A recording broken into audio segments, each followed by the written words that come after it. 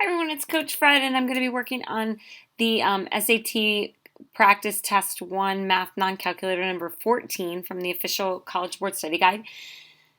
So, what I really like about the questions on this test are that they really make you understand. They make sure that you understand the math that you've learned. So, in looking at this question, it has a lot of different pieces to it that I think are neat. So, number one, it says if. It's an if-then form. If 3x minus y equals 12, then what is the value of 8x over 2y? So, I looked at this first part and I was like, okay, well, I have a linear equation, but it's in its lowest form. If I try and get into y equals mx plus b, I don't know that that's necessarily going to help me. So I kind of look at the next part. It says, what is the value of 8x to the 2y? And so I decided to work with this part. I recognize that it has exponents that are variables.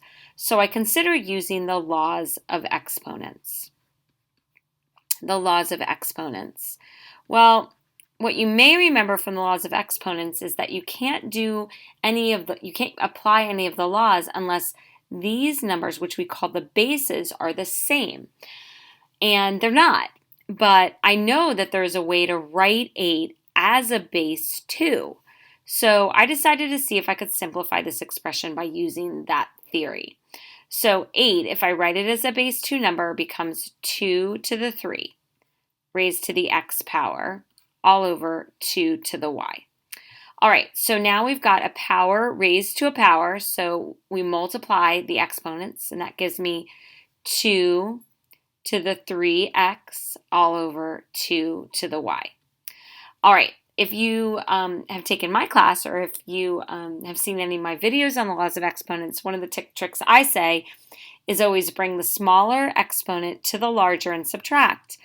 Well, we don't know which one's smaller, 3x or y, so I would always say bring the denominator's exponent to the numerator and subtract. So that's going to give me 2 to the 3x minus y. Okay, so I've simplified it.